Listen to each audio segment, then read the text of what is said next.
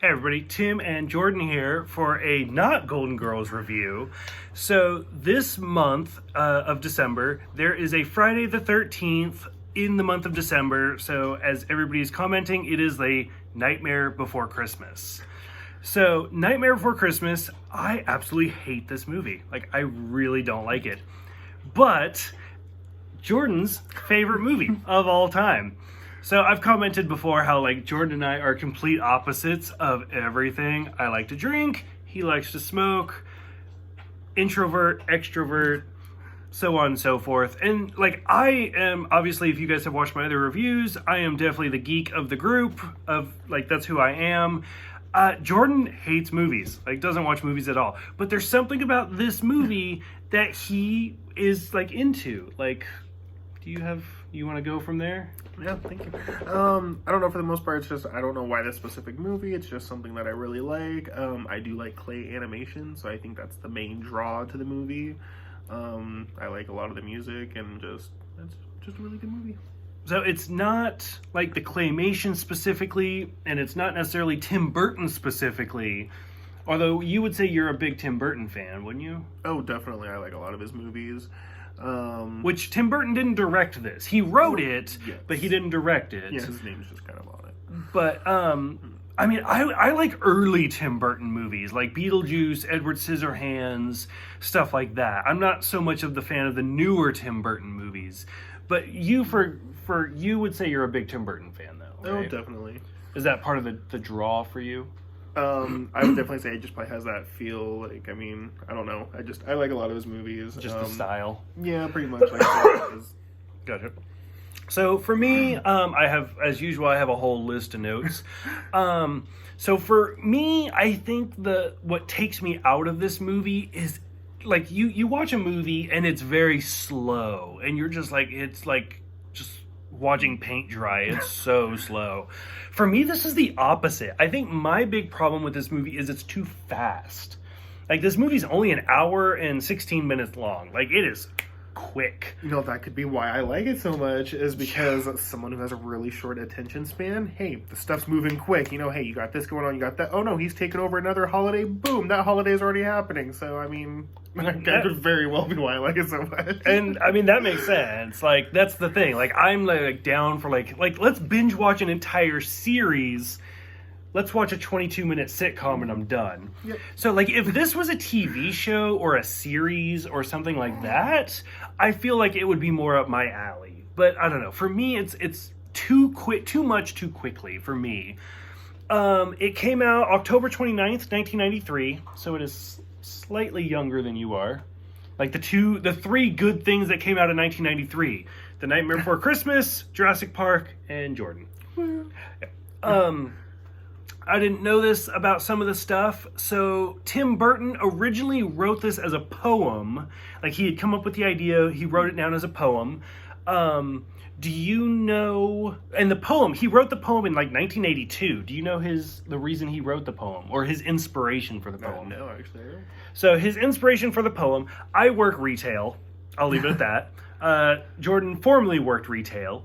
So as somebody who works retail, I see how the holidays change very, very quickly.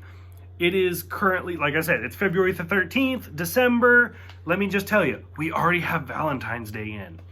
So that being said, Tim Burton was, supposedly, the rumor is, he was walking down the street and a store was taking down Halloween decorations and putting up Christmas decorations, and that's what inspired him, is the mix between Halloween and Christmas. And he's like, dude, like, what if they were the same, like, different worlds or whatever? So there's that. So he wrote it in 1982. I'll come back to that one. So that being said, he had the idea for years. Like I said, I don't like this movie, so I just looked up stupid trivia. So the thing about The Nightmare Before Christmas is Jack Skellington, the main character, like, he has been seen in multiple movies, even before this movie came out. How many movies can you name of Jack Skellington? The only one that actually honestly really comes to mind is James and the Giant Peach, just because it's so noticeable. Which is actually, that James and the Giant Peach, I'm glad you brought that up, was directed by Henry Selick, I think is how you say his name. It's the same guy who directed this. Tim Burton did not direct this movie, which a lot of people think he did. But it was actually directed by Henry Selick, who directed Coraline, who directed James and the Giant Peach, Monkey Bone. I don't know if you saw that. And there's Low Belly.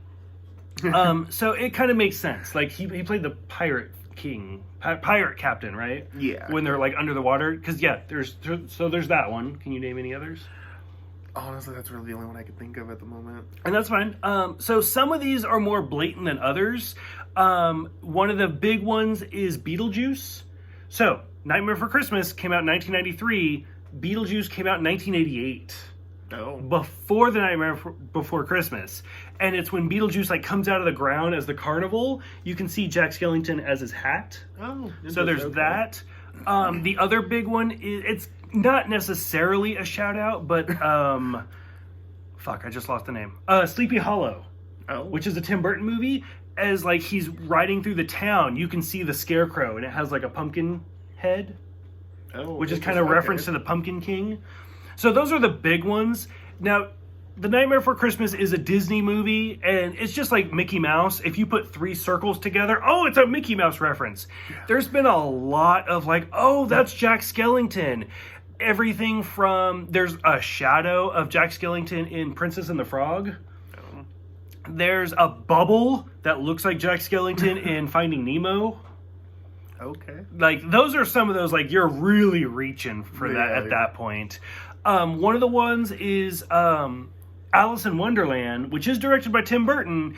The Mad Hatter's bow tie supposedly has Jack Skellington on the bow tie. Interesting. Okay. Again, you gotta be looking for stuff like that. I have to go back and watch now. Oh, great. So stuff like that. So, like I said, for me, I think this would have worked better as a TV show. Even now, I think you could come out with a TV show now. I would be down to watch it. Because there are 7 holiday worlds. Now, it's kind of cheating because I legit have the notes behind this camera. Without looking at the notes, can you name all 7 of the holiday worlds? Yes, actually, I can. And it's really sad. Like, he legit, we were just watching this movie, and he was off to the side, and he would be, like, mouthing the words as it was on the screen. Like, he knows this movie verbatim by heart. So this is more of jokes for him. So 7 holiday worlds. You don't see 7 doors, but you see 7 holiday worlds. Go ahead and name them. Correct. So you have Thanksgiving, you have the Shamrock, so you got St. Patrick's Day, you got Easter, you're already in Halloween Town. Did I say Valentine's Day? I don't think so. Okay, so you got Valentine's Day, and then you got Christmas, and then you have 4th of July, which I think is a very odd one to have in there. But and you got all 7 of them, which reminds me, so I don't know if you'll get this one. I kind of set you up for failure, but it's okay. Because reading those the doors reminded me. The narrator was originally a different actor, and you can only hear him do the narration if you listen to the soundtrack. Who was the original narrator? Oh, that part I do not know. Okay. I'll give you a hint. St. Patrick's Day. No? Nothing? No. Okay, so we're going to have to go get the soundtrack and listen to it. The original narrator for this movie was Patrick Stewart. Oh. Wow. Captain Picard himself. Wow. Which, I mean, 1993, which this movie actually took 3 years to make, by the way. No. So 1990 would have been like season 2, season 3 of The Next Generation. So Patrick Stewart was like really big at the time. But still, yeah, Patrick Stewart was the original voice. So I think that was kind of cool. Sweet. So for me, I don't know, like, this is going to be sacrilegious, and I get it, but, like, Rocky Horror, for example. Like, Rocky Horror is a great movie, and if I start Rocky Horror, like, the first half of it, I am in the zone. I am singing the songs, I'm into it, and then once we get to about the halfway, 3/4 point, right about the time Rocky comes out, is when I start dropping like a rock. Like, I'm just like, oh, okay, I'm tired. Like, I'm fatigued. This movie, like, the first couple of songs, I'm actually really into it. So, like, This Is Halloween, I actually really do like that song. I think that's a good song. I think Marilyn Manson did a remake. Oh yeah, for This Is Halloween, because they did a like cover version of this, and like Marilyn Manson did This Is Halloween. Like the only other one I can remember is I think Evanescence did Sally's song. Yeah, Like those two stick out in my mind for whatever reason. So like This Is Halloween sticks out to me.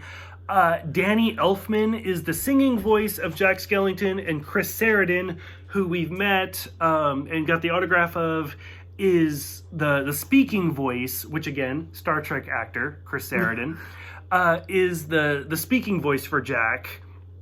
Do you know what band Danny Elfman comes from? No, I do not. So the 80s band of Oingo Boingo. Oingo Boingo. Oingo Boingo. That's just fun to say. Oingo Boingo. It sounds like a drink. I don't know. Maybe it's because I like to drink a lot, but like I could see me going to the bar. Hey, give me one Oingo Boingo. Ugh, that's good. Okay. So the Oingo Boingo. Now I've heard different versions of this, that Tim Burton hired Danny Elfman to write the songs, and supposedly he was like, this is the easiest thing ever. And Danny Elfman has, I think, still writes the music for Tim Burton. Or at least he did several of his movies. And I don't know if Danny Elfman was hired first, and they're like, well, shit, who's a good speaking voice that sounds like Danny Elfman? And they were like, Chris Sarandon's pretty similar. Or if it just was a coincidence, which kind of reminds me of Mulan.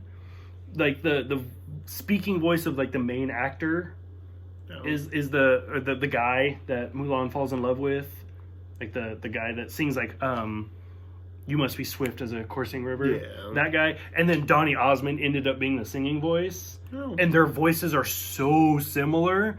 Like it's kind of similar, like Chris Sarandon and Danny Elfman. Like their speaking voice and the singing voice are like actually fairly close. Like I'm even watching this, I think Jack, his singing to speaking voice is actually really well done. Yeah, it's actually really good. Like if you watch like the Goofy movie, like Max's singing voice and his speaking voice, you're like, no, that's not the same guy. So anyways, so there's that. Which This Is Halloween, the speaking voice, and I actually really, it's not a great song, but it's well filmed. Like the whole like him walking up the mountain and it unraveling. Oh yeah. Like I really like that. I did not pick up on that until like actually recently, like maybe even this year, that a lot of people think the mountain with its little curly Q resembles Oogie Boogie in its little curly Q. No. Because you can actually see, like, people have done like fan art and stuff where he's walking up that mountain, and then below the mountain is Oogie Boogie. So he's almost like walking up Oogie Boogie's head. Oh, I know what you're talking. Yeah, the mountain and everything. I can kind of see that. Like it's a little bit of a stretch, but I mean, people have connected that I did not make that connection. So, no, I don't know. The mayor is a great character. You kind of brought up the good point that he is into politics and he is two-faced. Yes. So I like that, and he's a good actor. He's another Tim Burton actor. He was in Beetlejuice, stuff like that. I think he was in Dunstan Checks In, which kind of dates me. I don't know if you ever saw that. No, that's one of those like really B movies, but it's great. One of the parts that kind of irritated me a little bit was the fact that he's walking through the woods and falls asleep, and he wakes up and he's still walking in the woods, and he's like, "Where am I?" You've been walking while you're like sleepwalking. Like I don't know that he's the Walking Dead. No. No. He is not Halloween Town. He is a skeleton, so he's dead. He is not Carl. Oh, no. He is not the one. Like, that scene kind of annoyed me a little bit. Supposedly, the hardest shot... Again, like, I had to research all sorts of trivia to, like, try to make this interesting. The hardest shot for all of the filmmaking of this movie is Jack reaching for the doorknob, because it's a reflection. So it's one of those, like, if you watch movies and you see people, like, in the mirror, like, how are they in the mirror? Because you should be seeing the camera type situation, which supposedly one of the, like, the most impressive scenes ever is actually Contact. Have you ever seen that movie? Where you see, like, the little girl, like, running towards the mirror to get the pills. It's a great shot. But one of the, like, more difficult shots for this movie is Jack reaching for the doorknob because you can see the reflection. Right, from the cameras. Yeah. So stuff like that. What's This is actually probably my favorite song in this whole movie. Like, I actually remember, like, enjoying this, like, I put it on my iPod way back in the day. Way back in the day. Way Well, back, I'm like, glad to know that 2005. there's some part of this movie that you enjoy. I know, like, but I don't know, it's kind of a fun song. It's the catchy song of this. I would even go as far to say that it is probably the most well-known song for this movie. Oh, definitely. What's this? No, yeah. What's this? Between What's This and Halloween Town, I'd actually say Well, What's I thought those are probably the most two, probably just because you hear them all the time, and then you hear like Jack slamming it. I think is the next like most popular one. Oh, yeah. Probably it's the stupidest reference ever, but you cannot get on Facebook without seeing the meme where it's like, there's 365 days till Halloween. 364. Like, I was like, oh, like, I would be that guy, that like technical, like, by the way, actually, like, I like that. Sally's like slotted spoon is actually a really well done scene. Like, I actually like that. Yeah. Like, Dr. Finklestein, is it Finklestein or Finklestein? I say Finklestein. Dr. Finklestein and Sally, like, their whole storyline, to me, is kind of the most boring, to be honest with you. But, like, that whole scene where she's like, oh, here, let me try it. And she uses, like, the slotted ladle. I was like, damn, like, that's clever. Mm-hmm. Like, I'm down for that. Which, by the way, Sally is voiced by Catherine O'Hare, I believe. Which, to me, is instantly the mom from Home Alone. Oh. Where, yeah. like, anytime I watch this movie and hear Sally's voice, I'm like, Kevin! But, like, she was also the mom in... What was she the mom in? Beetlejuice. Oh, she was the mom yeah. in Beetlejuice, which was, again, a Tim Burton movie. And I think she was the voice of Beryl as well, which we're not that far yet.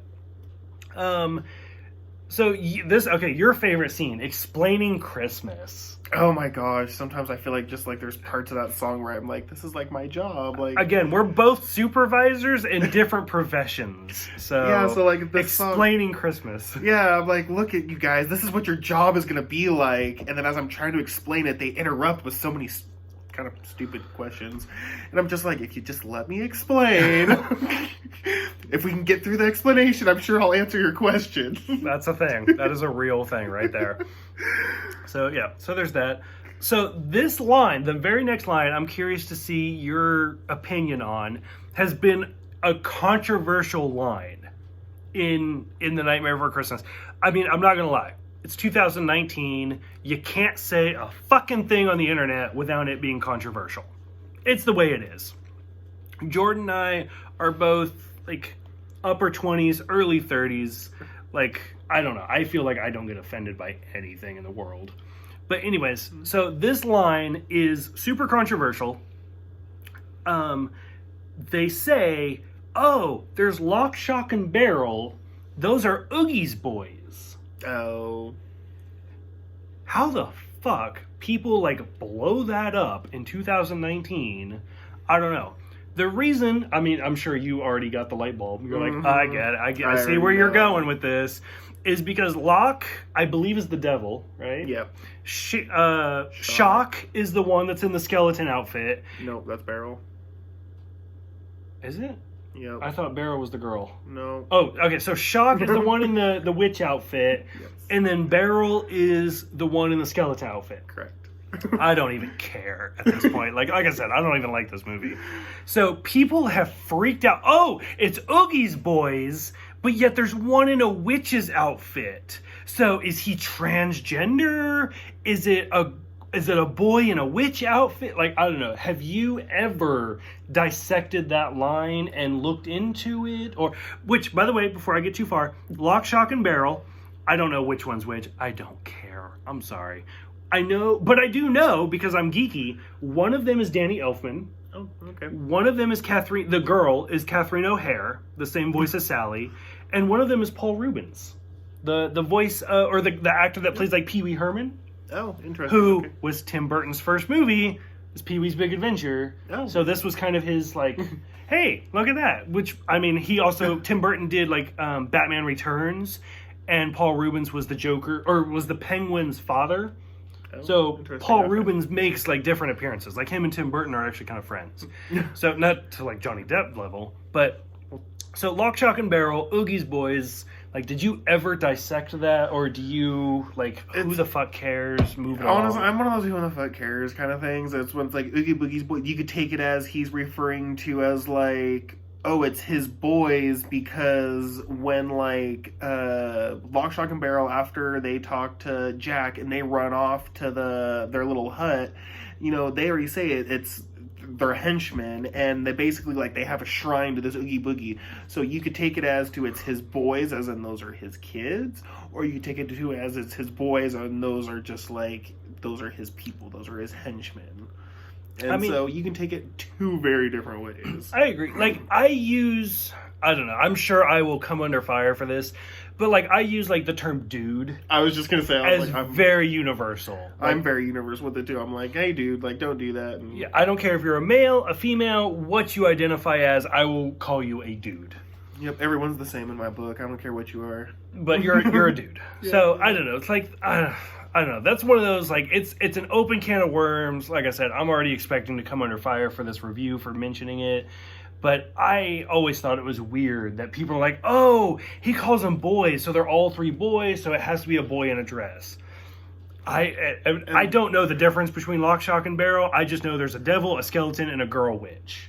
And like, I mean, like I said, you could totally dissect it how you want. I'm going to go with more of the wording of... it's his boys, as in those are his henchmen, because they eat, like, I'm sorry, like, the very next song is them talking about how they are the henchmen for Oogie Boogie. Kidnap the Sandy Claus? Yeah. So I'm gonna go with, like, oh, those are his henchmen, those are his boys, like, you know, those are his homies. Yeah, and I'm down for it.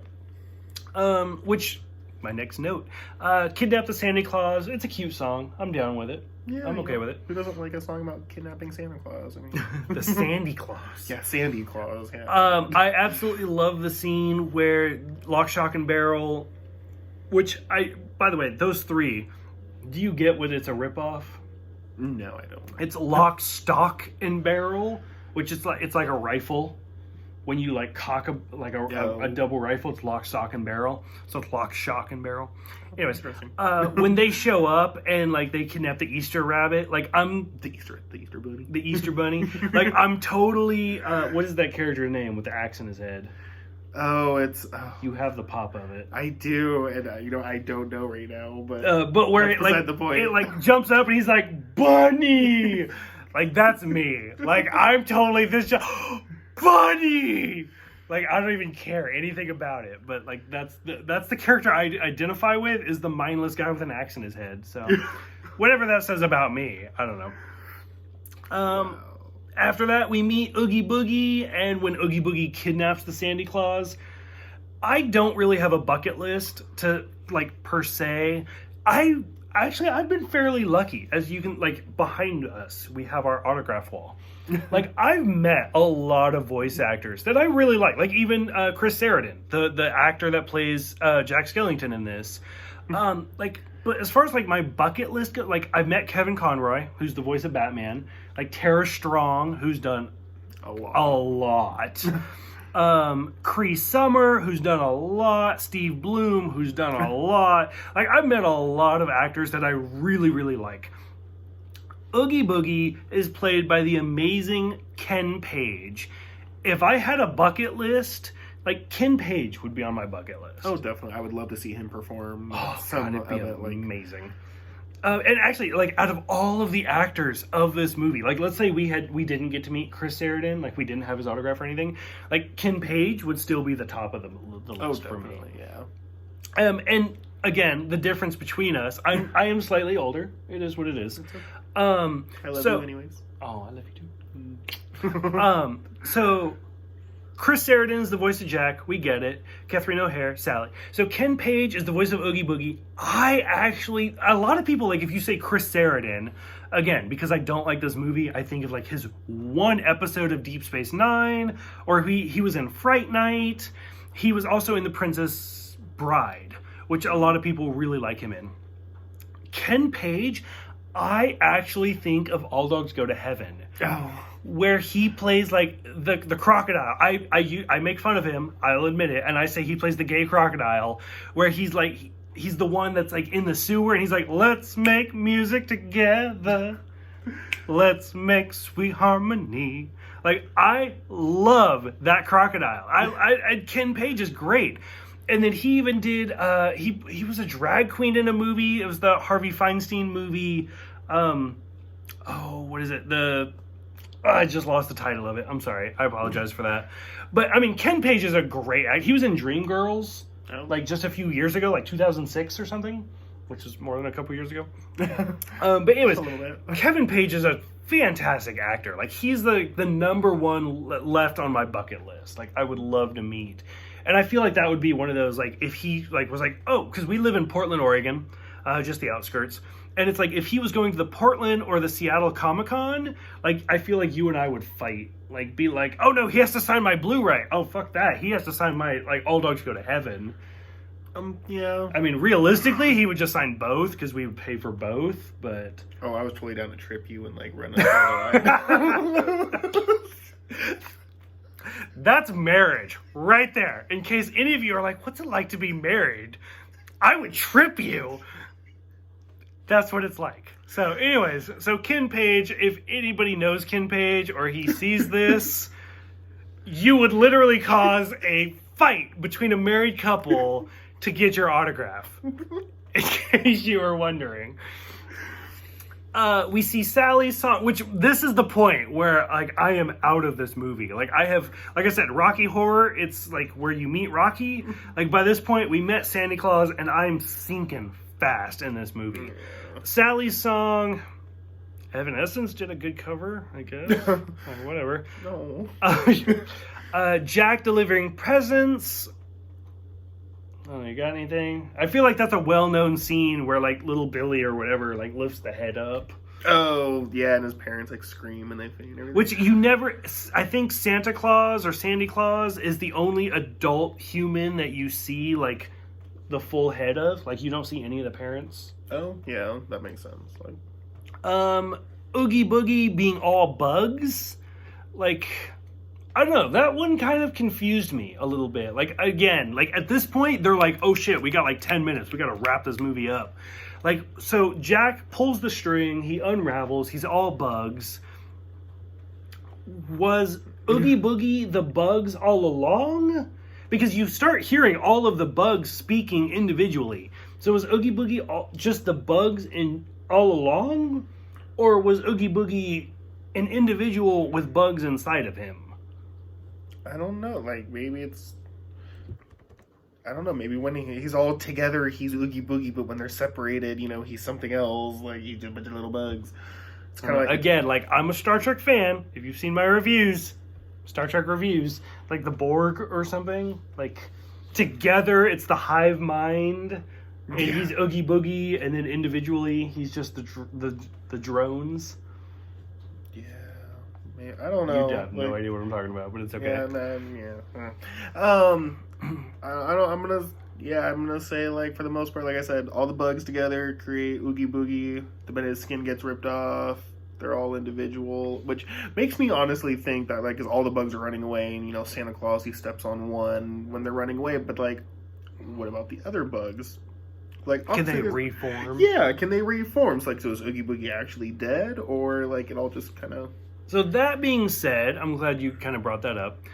Tim Burton has been publicly against any sort of a sequel to this. And so that's why we've never actually seen, like, a film sequel or a TV sequel. There's been, like, a manga sequel about Zero and stuff. Technically speaking, there's been a little bit of a sequel. I'm not really a gamer. I've tried to be a gamer. I'm not a gamer. In the Kingdom Hearts... which is like a cross between Final Fantasy and Disney, there are Nightmare Before Christmas levels, and, like, Oogie Boogie is one of the bosses. Yeah. So I guess there are kind of like a sequel. Like, I guess Oogie Boogie did reform, if you're going to go with that storyline. Yeah. I'm curious to see your opinion. Again, this is supposedly, according to the interweb, when they were developing this movie, one of the twists that they were going to make was that Dr. Finklestein, Stein? Dr. Finklestein was actually Oogie Boogie in disguise. Oh, interesting. Okay. And Tim Burton was so pissed, he kicked a hole in the wall. he was like, what the fuck is that? And he karate kicked a hole in the wall. Like, no, Dr. Finklestein is not Oogie Boogie. So, like, I don't know, for you, if Dr. Finklestein was Oogie Boogie in disguise, would that have been like, what is that? Or would you have been like, that's stupid? I would have very much been like, that was stupid. Okay. Just because, I mean, you see, like, Finklestein, I mean, throughout the movie, you see him, you see how he acts, you see how he talks, I mean, and then you see Oogie Boogie, and they are clearly two different people. So, yes, I would be very pissed off if they were like, he's the same person. Okay. Like, this is not Scooby-Doo, you do not just rip off the mask, like... I would have gotten away with it, too. Yeah, exactly, like, no, that's not how it works. Especially, like, if he looked at, like, Lock, Shock, and Barrel, I would have gotten away with it, too, if it weren't for you meddling kids. Oh, my God. Like, yeah, no. That would have been great. No. I would have loved it. Okay, so I'm down with that. So for you, as this is your favorite movie of all time, would you ever want to see a sequel, or if it was completely remade as a TV series or anything like that? Or are you like, just leave it alone, it's fine, it doesn't need anything? What do you want, and if you could come up with the future? Oh, so many options. I would say very much, I would say leave the movie as it is. Don't touch it, because just, I mean, you could try to do something, but I just feel like it would come back negative on that person, because most people like Nightmare Before Christmas as it is. The only thing I would like to see is I would only see it as a mini-series. I could definitely see it only being, like, honestly, not even a mini-series. I could, maybe a couple episodes, like one season, is having Jack go into the other worlds. And which Tim Burton is, like, he's like, who the fuck wants to see, like, Jack Skellington in Thanksgiving Land? I do. I was gonna say, I would totally be okay with that. Yeah, be like that, or like Valentine's Day. He'd be especially, I'm sorry to interrupt you. Like, you and I have seen a lot of the similar movies. After, like, 8 years together, I've made you watch a lot of movies. Like, Jack Skellington in Thanksgiving Land, all I think about is, like, the Addams Family, the second movie of the Addams Family, where Wednesday is like, here's what Thanksgiving's really like, and she, like, burns them all down. That's right. Like, I would love to see Jack Skellington in Thanksgiving. We're taking over Thanksgiving this year. Yeah, like, I would 100% be down for that. So yeah, but like I said, I even like that, I could see it as a mini series, because it's only him going into the world. There's only a few different, doors. Like 10 episodes. Yeah, exactly, done. And then done deal. Or even like there's 7 worlds. We've already been to obviously we've been to Halloween Town and Christmas Town, and we've been to Christmas Town. So like, then you could still actually elaborate more on Christmas Town, because he's only in there for such a short amount of time. Yeah. So, but I mean, if you looked at the other 5, and even if you did 2 episodes per other town, like 10 episodes, like, you don't need, like, I'm not looking for like a whole movie per town. Yeah. But like you said, like, just a quick visit, be like, hey, this is what it's like. I'm out. Yeah. But yeah, so I don't even know what you just said. Would you boil it down? Yay or nay, would you want a TV show? If, like, because Disney Plus is huge right now. They're doing Star Wars. You never know what they'll throw money at. They're doing Star Wars. They're doing Marvel, and they're even doing revivals. I mean, they're doing the Lizzie McGuire thing. Mm-hmm. So, like, if they were like, okay, pick the next movie and we'll do a mini series based off of it, you'd be okay with a mini series, or you'd be like, no, you're ruining my childhood? I'd be okay with the mini series, because I mean, worst case scenario, if I don't like it, I just don't watch it. Thank you. Oh my God. That touched on the topic. Like, it pisses me off when people are like, you're ruining my childhood.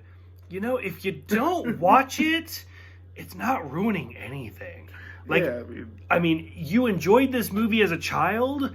Like, them making a sequel or something has nothing to do with that. Like, it's only affecting you if you let it. Yeah, I mean, that's... So even if they came out with a series and you were like, this is fucking stupid, I'm just not going to watch it again. It's not going to affect how you view this movie.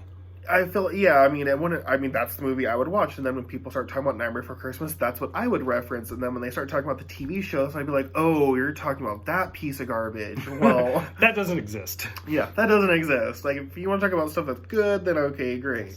Because I'm allowed to have my opinion, and yeah. I agree. I'm with you. So, I mean, that's the part that I feel like if they came out with something new, that's what I would end up dealing with, is they'd go to talk to me about it. I'd be like, oh, yeah, oh, you're part of that fan base.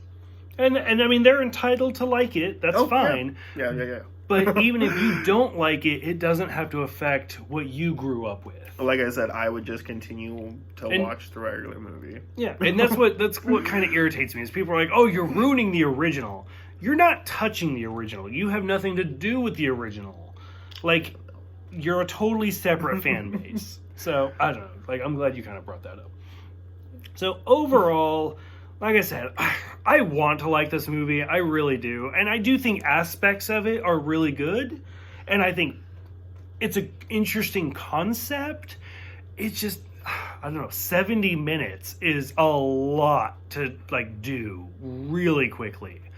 So, I don't know, like, I'm glad you like it.